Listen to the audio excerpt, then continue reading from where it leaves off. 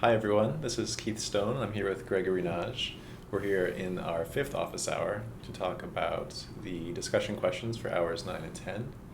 We'll focus on that one for hour 9, I think, 'cause that has the most responses right now. And the question was, can you imagine an Odyssey without the Iliad? I think is, or was it the other way around? It's the other way around. Can you? Wait, no, you No, it had it wasn't. right. Okay. Odyssey without the Iliad. No, We you just had it looked at right. it, but- Yeah, no, you had it right. And and and if you say yes, why? And if you say no, why? And I'll start with the reaction of Kaoru. I love the way she said, "I can't imagine the two without each other." And may I make a confession? I can't either, but I was trying to force myself. Well, what if I could somehow find a way to imagine an Odyssey without the Iliad? And I also like the metaphor of Helen. I'll just use her initial P, about the Spartan custom of two pieces of the puzzle that have to be reunited to know whether something really survives or doesn't survive.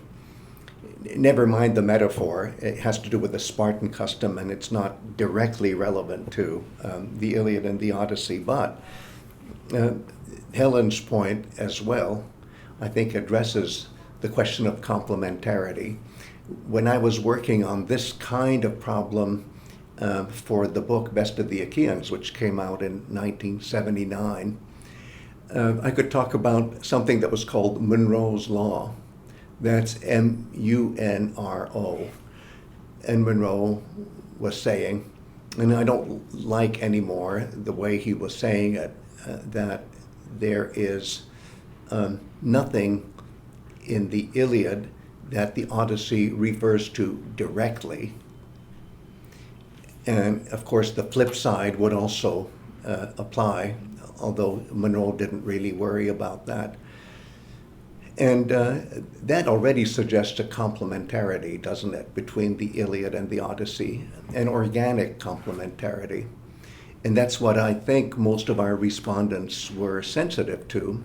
Again, going back to Kaoru, I like the way she said that when she first read the Iliad and then the Odyssey, she figured she could do without the Odyssey. But the more you read these things together, the more the complementarity, I think, comes at you. And so let me just tip my hand that I think I cannot justify a world where the Odyssey as we now know it exists, but there's no Iliad. And to press a little bit more, I think a question we can legitimately ask ourselves is, what is it about the Iliad that makes it a very, very, very special way of talking about the Trojan War? And can I maybe mention a few details? Number one, you'd expect an epic about the Trojan War to end with the death of Achilles. Well, you don't get that in the Iliad. You'd expect a definitive epic about the Trojan War to cover all 10 years. You don't get that. You only get the last year, even though you get the feeling, oh, the catalog of ships is happening for the first time. It can't happen for the first time. It's 10 years into it. Or, ooh, we meet Helen for the first time. Well, we don't meet her for the first time. And on and on and on it goes. So the Iliad is very focused. It's a very focused way of looking at the narrative of the Trojan War. Somehow, the death of Hector will have to do as a way for us to imagine the death and even funeral of Achilles. The death of Patroclus, more directly, is the only way we can vicariously experience the pain for the ancient Greek song culture of experiencing the death of Achilles. You get to experience the death of Achilles through the death of Patroclus. And I could go on and on. So if the Iliad is so compressed, then what about the final moment of the Trojan War, which is when Troy is captured and set afire? That's not in the Iliad. It's prognosticated, it's guessed at, but it's not there. And then you start thinking, well, if we got that far, who would be the real hero of the action? By real hero, I'm using the term in the modern sense of who could take credit for victory in the Trojan War. And it's obvious that Odysseus would take the credit. And that would mean that a 10-year long narrative about the Trojan War might very well have Odysseus and not Achilles as the number one success story. Mm-hmm. He, with his mantis, his intelligence, managed to do what Achilles, with his BA, his physical strength, could not manage to do. That said, if the Iliad is so specialized, it means that essentially, and I've argued this in many ways already, Odysseus cannot really take credit for the destruction of Troy if he wants to be the star of his own epic. And that's how, in a sense, Odysseus' story has to be narrowed down to what happens after Troy is captured, not whatever happens before that capture during those long 10 years. I was just about to ask, if we only had one of these epics, if one had been lost, yes, how would we know that they were each a broken half of one whole? And I think what you just said about, excuse me, about Odysseus is one answer to that, is that we would expect Odysseus to be the star of both. Yes. But he's only the star of, well, one of them. One of them. So if we only had the Iliad, yes, we would be surprised that Odysseus wasn't the star of that one. And so we might suppose, oh, there's another epic where he's the star of something. I agree. But are there other kind of, I don't know, ragged edges where you would, if we only had one, you would say this is only half of a broken whole? Very good it's a question. Very wide-ranging question. Yes. I realize Well, let me try to put myself on the spot, looking at the two separately now. So, what if we had only an Iliad? Yeah. And there must be an Odyssey somewhere. Yes. In a sense, you'd still know, because there are all these references to the many travels of Odysseus, even in his epithet system, as applied to Odysseus in the Iliad. So the Iliad is already assuming the adventures of Odysseus after all the successes that the Achaeans finally achieve in the Trojan War. So that's what I'll say about the Iliad. About the Odyssey, it's a little bit different, because you can imagine all sorts of different Troy tales that inform or that bounce off against the Odyssey. And in effect, it's not just our Iliad that the Odyssey is occasionally referring to, it's other Iliads as well.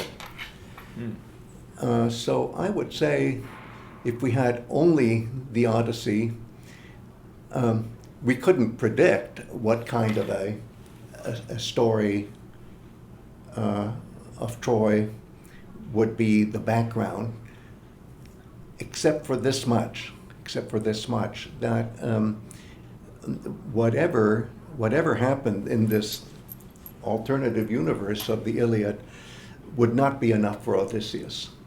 And that's why I go back to my question. All the signs still point toward our version of the Troy tale, not other versions of the Troy tale, as the point of comparison for the Odyssey.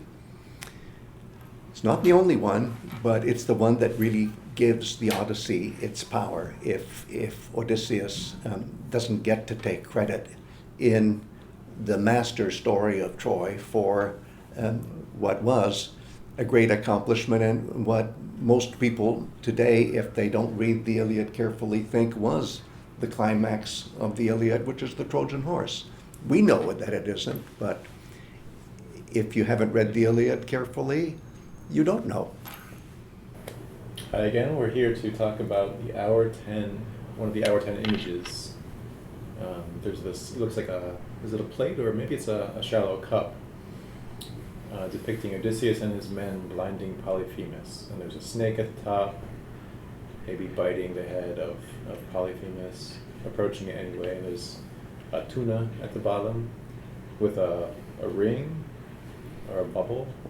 Maybe the tuna is about to swallow the ring, and that would open up all sorts of doors of inquiry about the discovery of knowledge after you catch the tuna and find the ring in it.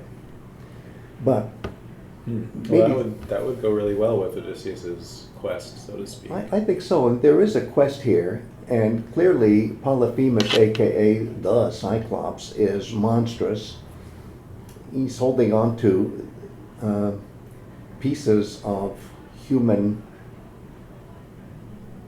flesh to eat, I guess. It's the legs of somebody that he's already cannibalized, if I view the picture correctly. And you see Odysseus, we think Odysseus is in this picture, and three of his men, let's say, driving a stake into the one eye of the Cyclops.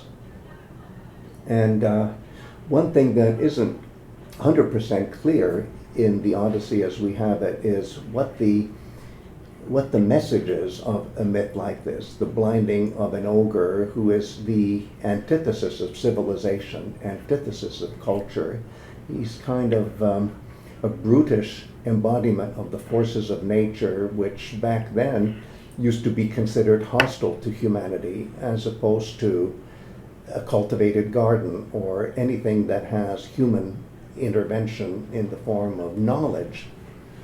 And I'm emphasizing knowledge because whether or not the tuna swallowing the ring has something to do with access to knowledge, I'm pretty sure that the violent act of blinding an ogre that is a threat to humanity, an ogre that seems to be bereft of all signs of civilization as we know it.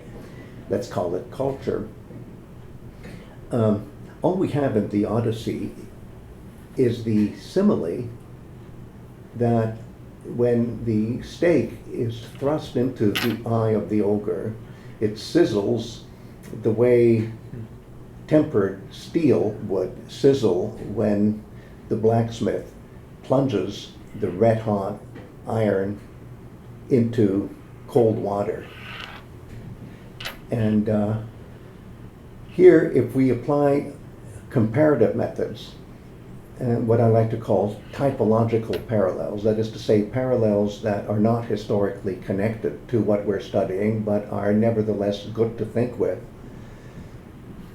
And now I'm exploring a wide variety of myths and rituals of the world, but one thing is clear, that stories about the blinding of an ogre who seems to be the embodiment of the untamed forces of nature is a way for society to envision the invention of technology as a way of controlling, shall we say, nature at its brutish worst. By brutish worst, I mean things like hurricanes, tsunamis, natural phenomena that work against humanity and against civilization. And in those myths, now these are not related to Greek, but they're good to think with as we compare them to the Greek situation. The idea is that by blinding an ogre, a hero actually invents technology. Such technological feats as the art of the blacksmith, the craft of the blacksmith. In Homeric poetry, however, which is so sophisticated about how it handles myth, we don't have any voiceover that says, okay, this act of blinding the ogre is a symbol of the invention of technology. Instead, we have a simile where what happens to the eye of the ogre is compared to a technological marvel, such as the skill of a blacksmith in making steel. So it's still all about the invention of technology, but handled in an indirect way. Of course, I find it ironic that back when the forces of nature, when viewed negatively, are supposed to be tamed or controlled or even dominated by humanity.